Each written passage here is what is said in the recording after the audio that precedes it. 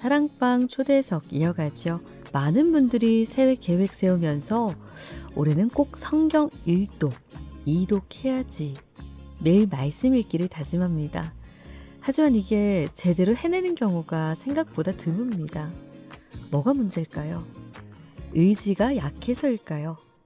그보단 왜 성경을 읽어야 하는가? 그 1독, 2독, 목표 분량은 있는데 왜에 대한 고민과 자각이 부족해서 생기는 현상은 아닐까라는 생각도 해봅니다. 자, 이분의 진단이 궁금한데요. 이른바 말통 목사로 통하시는데 레제나우스 조상현 목사님 연결해서 말씀 읽는 삶으로의 전환, 흔들리지 않는 결단 어떻게 가능한지 조언을 좀 들어보겠습니다. 조상현 목사님 전화로 만나보지요. 안녕하세요, 목사님. 네, 반갑습니다. 네, 반갑습니다. 일명 말통 목사님. 예. 말통이 말씀 통독의 줄임말이라고 들었습니다. 예, 맞습니다. 아, 네. 그런데 말통은 그 뜻만 있는 건 아니고요. 네. 말씀을 담는 통이라는 의미도 있고, 네. 그 말씀과 통하는 소통을 의미해요. 아, 소통. 네. 그러다 보니까 말통이 소통이 되고, 음. 그 소통을 통해서 형통을 의미해요. 아, 네. 근데 보통 사람들은 형통은 불통이 없다라고 생각하는데 그렇지 않죠. 예수 믿는 사람한테는 참 어려운 일들 많잖아요. 그런데 성경을 읽고 그 말씀인 하나님과 소통하면 형통이 온다라는 것은 세상의 환난과 불통을 뚫고 가는 은혜가 주어진다는 거예요. 그래서 형통은 하나님과의 관계로 결정이 되어지고 그 출발이 말통인 거죠. 아, 네. 말통이 소통으로 이어지고 소통이 형통으로 이어진다.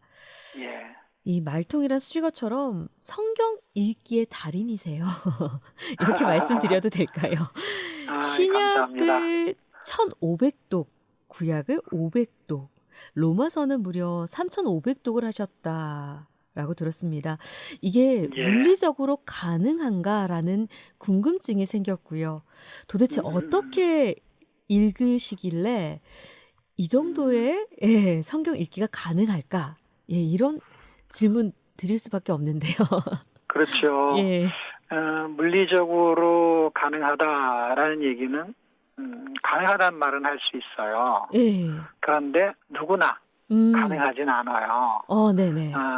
예를 들면 예수님이 우리를 위해서 이 땅의 인류를 위해서 십자가에 죽으셨어요. 네. 그래서 모든 사람이 구원받을 대상이 되지만 다 구원받지는 못하잖아요. 그렇죠. 네. 누구나 다 읽을 수는 있어요. 근데 아무나 읽을 수는 없는 거죠. 네. 그러니까 무슨 은혜가 필요하지 않나 할 때 사실 읽는 것은 은혜가 되게 필요해요. 그것을 많이 읽든 적게 읽든 마찬가지인 것 같아요. 네. 거기에 속도감이 붙어서 횟수가 늘어난 것뿐이지 사실을 사람들은 많이 읽는 게 힘들다고 생각하지만 천만의 말씀이에요. 한 번 읽는 것도 힘들어요. 네. 근데 그 출발이 은혜라는 걸 생각을 안 하시면 출발 자체가 힘들죠. 그런데 저한테는 예전 군 생활을 했을 때 한 달에 1독했던 경험이 있었어요. 네. 근데 그게 너무 힘들어가지고 사실은 한 달에 1독은 계획을 세울 수도 없고 할 수도 없었어요. 네. 그런데 어느 날, 그 은혜라는 거죠. 어느 날 하루에 한 번 읽고 싶은 마음을 주셨어요. 물리적으로 되게 불가능하죠. 왜 불가능하냐면 한 달에 1독을 제가 해봤는데 그게 힘들어서 계획을 세울 수가 없었는데 네. 하루에 1독이라는 거는 말이 안 되는 거죠. 그러니까요. 예, 그 마음이 생겼다는 거는 이해할 수 있죠. 예. 그래서 마음이 생긴 거는 뭐 누구나 생길 수 있으니까. 근데 누구나 또 생기지도 않아요. 왜냐하면 이게 겁이 나거든요. 그렇죠. 1년에 1독도 힘든데 또 한 달에 1독도 사실은 쉽지 않은데 네. 하루에 1독이라는 그 마음이 생기면서부터 읽어지기 시작했어요. 그래서 읽다 보니까 빨라지다 보니까 많이 읽게 됐어요. 이 말씀이 예, 와닿았습니다. 가능은 하지만 예, 누구나 가능하지 않고 아무나 읽을 수 없다. 은혜가 예, 필요하다. 이렇게 얘기하셨는데 예, 이게 이제 마음을 우리가 먹는 게 아니라 정말 그 은혜에 의해서 마음을 먹게 되는 그런 게 아닌가 싶거든요. 예, 이렇게까지 성경을 열심히 많이 읽으시는 이유, 분명히 성경을 읽었을 때 그 유익이라고 해야 될까요? 받는 은혜가 예. 크기 때문에 이렇게까지 열심히 읽으시는 건가? 또 이런 질문을 또 꼬리를 물게 되죠. 그러네요. 예. 처음에 읽을 때는 어떤 유익을 얻으려고 읽었다기보다는 네. 이제 은혜로 읽어진 거죠. 네. 근데 당연히 뭔가를 하게 되면 거기에서 발생하는 열매가 항상 있잖아요. 네네. 나쁜 짓을 하면 나쁜 거에 대한 열매, 좋은 거라면 좋은 거에 대한 열매가 있잖아요. 네. 그런데 이제 제가 이제 목회자다 보니까 읽어야 되는 당위성이 있고 그다음에 유익이 있는 두 가지를 말하고 싶어요. 어. 첫 번째는 성경이 성경을 요구하고 있다는 거예요. 네. 그러니까 요구한다는 건 뭐냐면 성경을 읽기를 원한다는 거예요. 네. 신명기 28장에 있는 말씀을 보면 음. 하나님의 말씀을 듣고 그 명령을 지켜라 이렇게 말씀해요. 그러니까 네. 듣고가 사실 우리 쪽에서는 읽고가 되잖아요. 네네. 그게 이제 성도에게는 의무가 되는 거잖아요. 음. 그래서 성도를 보통 성경은 복 있는 사람 이렇게 말하는데 뭐 시편이나 요한계시록에 보면 복 있는 성도는 여호와의 율법을 묵상하고 네. 그 말씀을 지키고 듣고 그렇게 살려고 한다는 거죠. 네. 뭐 거기까지는 좋아요. 그래서 하나님의 요구가 성도의 은혜가 돼서 성경을 읽기 시작했다고 쳐요. 네. 그러면 그것이 이제 생활의 유익이 되느냐 할 때, 보편적인 유익은 있겠죠. 그러나 이제 저한테는 제 개인적인 유익이 또 있을 거 아니에요? 네네. 그 유익 중에 하나가, 영적인 눈이 밝아졌어요. 네. 성경을 많이 읽다 보니까 사실 육신의 눈이 조금 어두워졌어요. 왜냐하면 이 가까운 것의 글씨를 많이 보다 보니까 네. 멀리 있는 게 잘 안 보이는 그만큼 많이 어. 읽었던 거죠. 네. 그러다 보니까 눈은 좀 나빠졌는데 음. 성경 보는 눈은 좀 좋아진 것 같아요. 아. 또 하나는 성경이 성경으로 해석되어지는 그런 은혜가 있었고요. 음. 그리고 누구나 보편적으로 있는 거 하나. 네. 그것은 저만이 아니더라도 음. 모든 사람에게 이런 유익은 있을 거다라고 보는 거예요. 왜냐하면 그것이 성경에 기록된 목적이기 때문에 네. 성경을 읽으면 반드시 믿음이 생기고 어. 그 믿음의 통로가 바로 성경 읽기잖아요. 네. 로마서 10장에 보면은 믿음은 들음에서 난다 이렇게 네. 말씀해요. 네. 그러니까 믿음이 생기는 게 가장 중요한 이유다, 유익이다 네. 이렇게 생각이 되어집니다. 그러네요. 저희가 큰 뭔가의 유익을 얻을 것이다. 이런 기대를 하는 분들도 간혹 계시거든요. 근데 가장 중요한 게 예, 믿음이 생기고 자라는 것. 그거 아닌가 예, 싶습니다. 그런데 이제 성경을 읽을 때마다 이렇게 무작정 열심히 많이 읽는 게 능사일까라는 생각도 하게 되거든요. 그렇죠. 그러다 성경을 읽다 보면 이해가 안 되는 대목도 있고요. 예, 그러니까 그런 대목을 만날 때면 이제 거기서부터 이제 걸려 넘어지게 되는 그런 그렇죠. 경험들 다들 있으실 거고요. 그럼요. 예. 또 이제 무작정 열심히 읽다 보면 그 읽고 나서 남는 게 없는 그런 느낌이라고 해야 될까요? 그냥 읽기만 했을 때는 예, 그런 예, 경험도 있고요. 그래서 예, 맞습니다. 이럴 땐 어떻게 해야 되나? 예, 이런 생각들 많이 하거든요. 예, 지금 질문하신 내용은 아주 당연한 내용이에요. 예. 그러니까 이런 질문을 해야 되는 거고요. 네. 이런 현상은 반드시 나타나요. 네네. 그거는 성경이 기록된 목적을 이해하면 조금 해소가 될 것 같은데 음. 성경은 기록된 목적이 있을 거잖아요. 네. 음, 그런데 기록된 목적이 아, 공부의 목적보다는 이해를 시키는 거에 대한 목적보다는 네. 믿게 하려는 데 목적이 있어요. 네. 그러다 보니까 성경은 원래 이해가 안 되는 내용으로 기록이 돼 있어요. 네. 무슨 뜻이냐면 세상의 책도 다 목적이 있지만은 무협지라는 책이 있는데요. 네. 그런 책의 내용은 사람들이 막 갑자기 멀리 시간이 많이 걸려야 되는 거리도 금방 가고, 그 다음에 뭐 죽었다가 사람이 살아나기도 하고, 막 그런 신출귀몰한 그런 사건들이 등장하는 것을 주로 무협지에서 나오거든요. 그런데 사람들은 그거가 이해가 되거나 깨달아지지 않는데도 상당히 재밌게 읽어요. 네. 그런데 성경은 그와 비슷한 얘기들이 되게 많아요. 홍해를 건너는 거, 네. 죽은 나사로가 살아나는 거. 그럼에도 그것이 재미없는 거는 그게 사실이기 때문에 그렇다는 거예요. 무협지는 거짓인 줄 알고 있고, 네. 성경은 사실이라고 말하는데 이해할 수가 없는 내용으로 되어 있죠. 그런데 요한복음 20장 마지막 부분을 읽어보면 성경을 기록한 목적을 기록해놨어요, 요한이. 네. 내가 이것을 기록한 것은 예수님이 하나님의 아들이심을 믿게 하려고 기록했다라는 거예요. 네. 근데 구약이나 신약이나 다 예수님에 대한 이야기잖아요.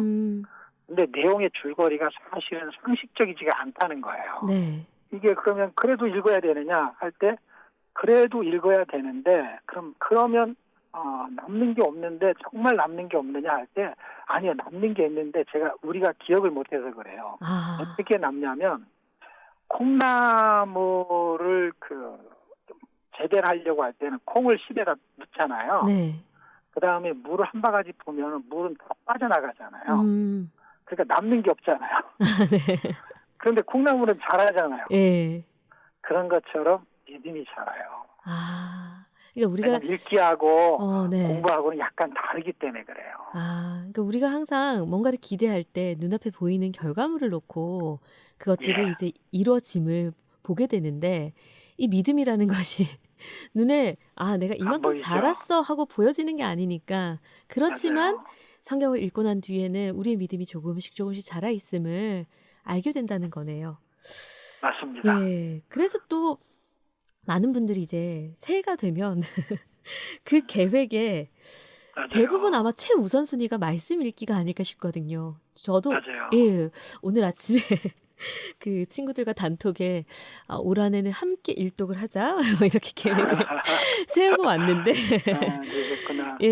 아마 1년 1독, 2독 분량을 정해놓고 매일매일 열심히 읽겠다 이렇게 다짐하신 분들 많으실 거예요. 그렇지만 말씀드린 것처럼 이게 또 쉽지가 않거든요. 주일 예배 드리고 나서 다음 주일까지 성경을 아예 펼쳐보지도 못하는 경우도 다반사고요. 뭐 이런 경우는 스스로 자괴감이 든다 이렇게 얘기하시는 분들도 계시고. 그럼 도대체 뭐가 문제일까? 어떻게 이 한 해는 말씀을 제대로 읽어낼 수 있을까? 여기에 대한 좀 방법이라고 해야 될까요? 그걸 좀 알려주신다면요. 문제가 되는 부분을 이해하면 해소가 되기가 좋거든요. 네. 그래서 뭐가 문제인지를 하나 찾는 게 좋고, 그 다음에는 이제 방법론인 것도 전혀 무시할 수가 없으니까, 네. 좋은 방법, 이렇게 두 가지를 말씀드릴게요. 네. 성경 읽기가 이제 쉽지 않은 이유는요. 네. 사람들은 아까 말한 것처럼 뭐 이해가 안 된다, 네. 또는 시간이 없다 이렇게 말하는데 그거는 주변적인 이유고요. 네. 본질적인 이유가 있어요. 그 본질적인 이유는 성경 읽기는 영적 전쟁이기 때문에 잘 안 읽히는 거예요. 네. 시간이 많다고 읽히지 않아요. 네. 그건 뭐냐면 영적 전쟁이기 때문에 그래. 이게 본질이. 이걸 놓치게 되면 사람들은 주변적인 이유로 성경을 안 읽어버려요. 네. 근데 전혀 그렇지 않아요. 이거는 기회 싸움이고 생각 싸움이에요. 이건 성경에 분명히 기록이 되어 있고 그 기록된 말씀에 의해서 제가 정의를 내리는 거거든요. 네.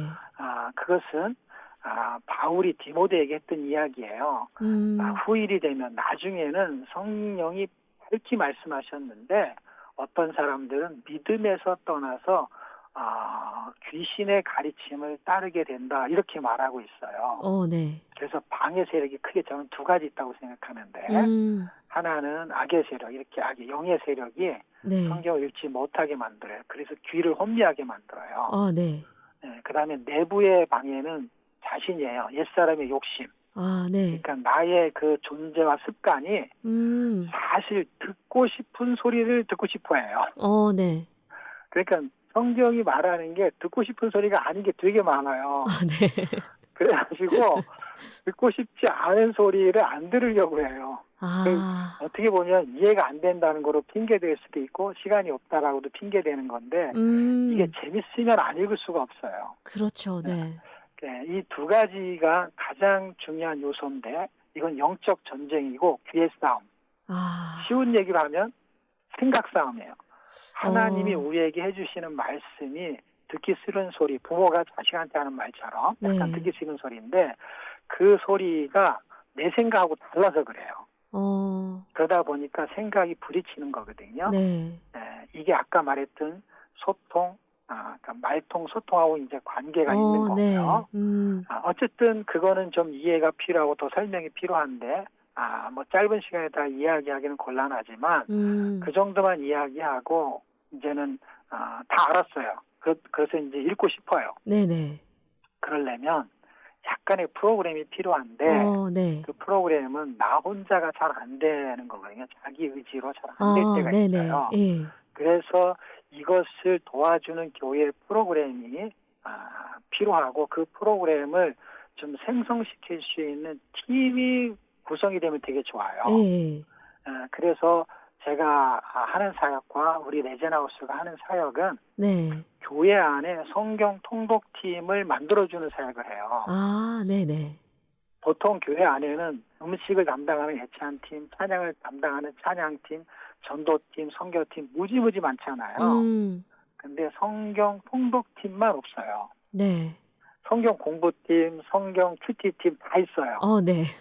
근데 성경 통독팀을 안 만들어요. 아, 너무 신기하죠? 그러네요. 성경 통독팀은 성경을 통독하게 도와주는 그 리더 그룹이거든요. 네. 당연히 담임 목사님 휘하에 있는 거죠. 네. 그래서 자기 교회 성경 통독을 어떻게 하면 지혜롭게 잘 할 수 있는지를 구성하는 팀이에요. 근데 왜 이게 없었냐면 그냥 성경 읽으세요라고 하면 되니까 프로그램이 필요 없는 거죠. 예, 그냥 각자 알아서 읽겠지라고 생각하는 것 같은데요. 근데 그것이 여태까지 잘 안 됐다라는 것은 네. 힘이 필요하다는 것을 인증하는 거고요. 네. 최근에 이제 우리한테 도움을 받는 어떤 리더들이 자기 교회에서 이런 일을 하고 싶어가지고 막 교회에서 줄다리기를 하다가 이런 모임도 하나 만들어냈어요. 바이블 브런치. 아, 네. 그래갖고 매주 토요일 날 오전에 1시간 성경 읽고 네. 교회에서 이제 브런치 타임을 하는 거예요. 네. 읽고 은혜도 나누면서 같이 간단하게 이제 식사도 하고. 네네. 이게 이제 오프라인 모임인데요. 오프라인과 온라인 모임을 할 수 있는 프로그램을 만들어야 돼요. 네네. 근데 보통 교회가 만드는 거는 1년에 읽고 알아서 하십시오 하면서 물론 읽기표는 주지요. 그거는 뭐 수십 년 전에도 있었던 읽기표잖아요. 네. 그 기독교 서점에 가면 다 한 장짜리 있는 거. 네. 그런 식이죠. 지금도. 근데 지금은 이제 조금 발전해서 이제 지혜가 필요할 때가 된 거예요. 그래서 프로그램을 개발하게 도와주고 팀을 구성하게 만들고 네. 그 팀들이 이제 구역에 있는 카톡방들을 이용해서 온라인으로 구성하고 오프라인 아까 같이 그렇게 이제 새로운 프로그램들을 개발하는 거죠. 네네.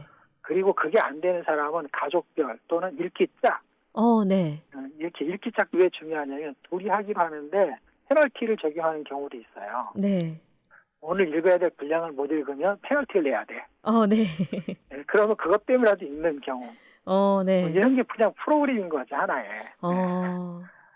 이게 방법이 있는데 그런 예, 예. 방법적인 부분도 고민을 하고 그렇게 이제 성경 읽기를 효과적으로 할 수 있도록 하는 방법들이 있는데 그건 놔두고 그냥 읽으세요. 의뢰 성경은 알아서 읽겠지 이렇게 생각을 많이 했던 것 같은데 앞서 영적 전쟁이라는 그 말씀도 마음에 이렇게 와닿습니다. 아마 성경을 읽을 때 저도 그렇고요. 많은 분들이 경험을 하셨을 것 같거든요. 항상 방해 요소가 생기거든요. 성경 말씀을 좀 읽으려 하면 누군가 전화를 한다거나 맞아요. 예, 누가 뭐 찾아온다거나 약속이 생기거나 그래서 그 우선순위에서 밀려나는 경우들이 아마 다반사였을 것 같다라는 생각이 들고요. 그게 말씀하신 영적 전쟁의 또 하나가 되지 않을까라는 생각도 듭니다. 이렇게 이제 방법을 말씀을 또 해주셨기 때문에 예. 이렇게 이제 성경 일독을 계획하시는 분들 또 여러 가지 방법들을 적용해서 시작을 하시면 좋을 것 같다 싶은데 이 일독을 하고 나면 예. 뭔가 내 인생이 달라지지 않을까 이런 기대감 음. 가지시는 분들도 계세요. 그런데 예예. 막상 일독, 이독 하고 나서도 뭐 아주 드라마틱한 변화가 일어나진 않는 것 같거든요. 그러면 예예. 이제 또 마음에 찾아오는 생각이 예. '아 내가 성경을 잘못 읽고 있는 걸까?' 이런 음. 이제 또 생각이 찾아오게 되고요. 음. 어떻게 말씀의 능력을 삶으로 연결시킬 수 있을까? 예, 이 음. 질문 또 드리게 됩니다. 음. 이것도 한 두 가지로 설명하면 네. 성경은 하나님의 감동으로 기록된 말씀이잖아요. 네. 그래서 당연히 하나님이 감동을 주시면 삶으로 연결이 돼요. 네. 예. 그런데 우리 쪽에서 해야 될 게 있어요. 아 네. 우리 쪽에서 해야 될 건 뭐냐면 디모데전서 4장 7절에는 이런 말씀이 있는데 망령되고 허탄한 신앙을 버리고 경건에 이르도록 내 자신을 연단하라. 음. 근데 이제 이 말씀이 이제 예전에 개정되기 전에 성경에는 경건에 이르기를 연습하라 이렇게 돼 있어요. 네. 예, 연습하면서 그 연단이 되는 거죠. 음. 이제 제가 이제 이 성경 구절을 왜 설명드리냐면 성경을 읽고 삶으로 연결되는 과정이 있는 거거든요. 음. 그 과정에는 삶의 패턴이 바뀌고 삶의 변화가 일어나면서 그 삶의 질이 달라지게 돼 있어요.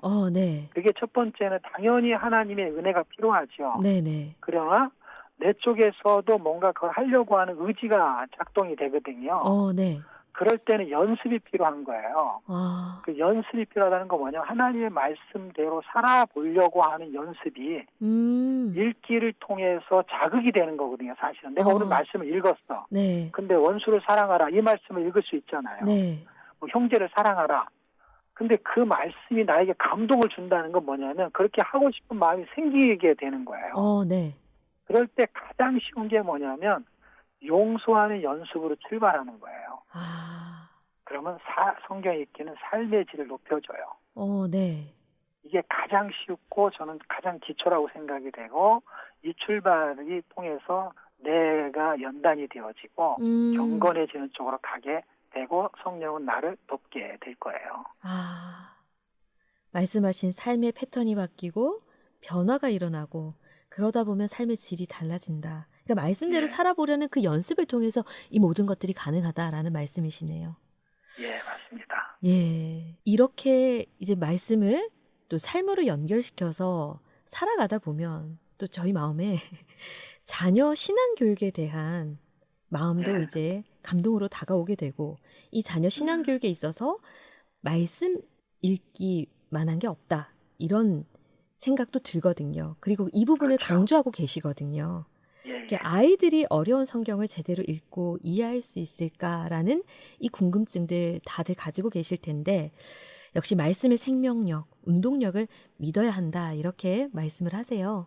아이들이 성경 읽는 게 이해할 수 있을까라고 하는데 사실 어른도 성경은 잘 이해가 안 되니까 그런 질문하는 것 같아요. 네. 그러니까 애나 어른이나 사실 성경이 쉽지는 않은 본문이죠. 네. 그러면 이제 이것도 하나의 어떤 방법론인데 물론 저는 이제 자녀들을 이렇게 임상을 다 한 경험이 있고 네. 실제 제가 했던 말들은 전부 다 임상이 된 거거든요. 네. 성경을 이해가 쉬운 부분이 있고 이해가 전혀 안 되는 부분이 크게 둘로 나눠져요. 그 이유는 뭐냐면 하나님의 말씀을 사람의 언어로 기록했기 때문에 사람의 언어로 기록된 그 문장의 요소와 줄거리들은 사람이 이해하기가 쉬워요. 네. 그러나 성령의 감동으로 거기에 의미를 담고 있는 거는 성령이 깨달음을 줘야만이 이해가 돼요. 그러니까 이거를 두 개를 믹싱하면 헷갈리는 거고 네. 이거를 분리해야 되거든요. 분리하게 됐을 때에 그냥 책으로 읽는다라고 가정하면 사람이 기록한 책, 그러면 줄거리는 이해할 수 있어요. 네. 근데 그게 의미하는 게 뭐냐라는 건 이해할 수 없을 수 있어요. 네. 그렇지만 그거는 성령이 깨달음을 주면 깨닫게 되는 거고요. 네. 그럼 1차적인 거는, 제가 말한 1차적인 거는 지금 이해라는 이 단어의 의미는 일단 줄거리를 이해할 수 있느냐 이 말이거든요. 그거는 문장에 구성된 것을 그 눈높이에 맞추면 가능해요. 네. 그러니까 당연히 쉬운 성경 같은 걸 읽으면은 줄거리를 이해할 수 있죠. 네네. 예를 들면 유진 피터슨이 쓴 메시지 성경을 읽으면 어른도 이해하기가 쉽죠. 네. 그러면 그 성경을 입체적으로 듣고 싶다 그러면 드라마 바이블 같은 것에 음원을 낭독해서 들으면 도움이 되죠. 네. 이런 거는 1차적인 접근이고 2차적인 접근은 계속 읽는 중에 그분이 깨달음을 주셔야 되는 거는 사실 우리 쪽에서 불가능한 부분이 있어요. 네. 왜냐하면 우리가 예수를 믿고 예수 안 믿는 사람들한테 복음을 전할 때 그 사람들이 전혀 안 믿는 이유는 이해를 못해서가 아니고 깨닫지 못해서가 아니라 네. 문장의 줄거리 말하는 의도는 알겠는데 그거를 믿을 수가 없는 것으로 받아들이는 거죠. 예수님이 나 때문에 왜 죽냐는 거죠. 그리고 죽었다고 치더라도 그분이 벌써 미리 죽어서 내 죄를 용서한다는 것이 이거는 과학적으로, 의학적으로, 상식적으로, 논리적으로 안 맞다고 생각하는 거잖아요. 네. 이것이 이해가 된다라는 것은 다른 차원이라는 거죠. 네. 일단 우리는 첫 번째 부분이 이해가 안 되는 부분이 있어요. 다시 말하면 내용 자체가 숙지가 안 되는 게 가장 일단 출발이 안 되는 거예요. 네. 네, 근데 이거는 가능하다라고 제가 보는 거고요. 네. 그 다음에 이게 이제 첫 번째고 사실 이런 차원보다 더 중요한 차원이 있어요. 아이들한테 성경 읽히는 거는 성경을 공부시키는 차원보다 존재의 목적을 이해시키는 차원이 더 강해야 되거든요. 네. 그러니까 너가 어리지만 네가 이 땅에 사는 이유가 뭐냐? 네. 라는 걸 사실 어릴 때부터 알아야 되거든요. 그거는 이제 신명기에 있는 말씀인데 네. 세상에 사는 목적에 대한 이야기를 출애굽시키고 하나님이 모세를 통해서 그 출애굽한 사람들을 다 불러놓고 했던 이야기예요. 그것이 사람이 사는 목적은 하나님 여호와를 경외하는 것이다라고 말하고 아멘. 있어요. 네. 그래서 신명기 4장이나 6장에는 쉐마 이스라엘 하나님을 경외하고 사랑하는 거 그것을 부모가 가리키라고 써 있어요. 네. 그것에 저희는 성경 읽히는 것이 가장 효과가 있다라고 믿었던 것이고 네. 그 믿음을 가지고 성경을 읽혔고 지금도 그것이 가능하다고 저는 믿거든요. 네. 늘 그런 것 같아요. 줄거리, 내용 이해에 포커스를 맞췄던 것 같고요. 그 말씀하신 이 줄거리 이해하는 것과 깨달음은 다른 문제다. 다르게 봐야 된다라고 말씀하셨고 아이들에게는 존재의 목적을 이해시키는 게 목적이다라고 얘기를 하셨는데 우리는 이제 그걸 반대적으로 내용을 이해시키는 데만 급급했던 거 아닌가라는 생각이 많이 듭니다. 자, 다시 시작되는 한 해입니다. 말씀에 더욱 집중하고픈 분들 많으신데요. 이분들에게 격려의 말씀 또 용기를 북돋는 한마디 끝으로 부탁을 드리겠습니다. 예, 성경 읽기가 힘들고 겁이 나는 분들이 꼭 있을 거예요. 성경을 읽는 것은요. 영적인 면역 체계가 강화된다고 생각했으면 좋겠어요. 아이들이 면역 체계가 가장 좋은 이유 중에 하나가 잘 먹고 잘 놀고 잘 쉬거든요. 그러니까 우리가 하나님의 말씀을 잘 먹기만 하면 그래도 무슨 내용인지 모르는데요. 사실 어린아이들은요. 음식의 그 영양가 모르고 먹거든요. 네. 근데 우리가 성경의 내용을 다 모르고 읽어도 음식에 영양가가 있는 것처럼 성경의 말씀에는 능력이 있고 그 능력은 반드시 발휘가 될 거예요. 아멘. 그래서 여러분이 읽는 것이 분명히 능력 있는 말씀을 내가 먹고 있구나. 아멘. 이 말씀을 먹어서 올 한 해는 영적으로 튼튼한 하나님의 일꾼이 돼야지 하는 도전과 용기를 갖기를 축복합니다. 감사합니다. 우리가 말씀을 읽는 게 아니라 말씀이 우리를 이끌도록 하라. 내 의지가 아니라 하나님의 의지에 우리를 내드리는 것. 이게 핵심이 아닐까 싶습니다. 일단 성경을 펼치고 말씀 안으로 들어가는 게 그게 바로 그 출발점이 아닐까 싶습니다. 올해는 부디 말씀 읽기에 성공하는 삶, 주님과 동행하는 삶 살아내시길 축복하면서 조상현 목사님과는 여기서 인사 나누겠습니다. 목사님 귀한 시간 내주셔서 감사합니다. 그리고 감사합니다. 사역도 항상 응원하겠습니다. 감사합니다.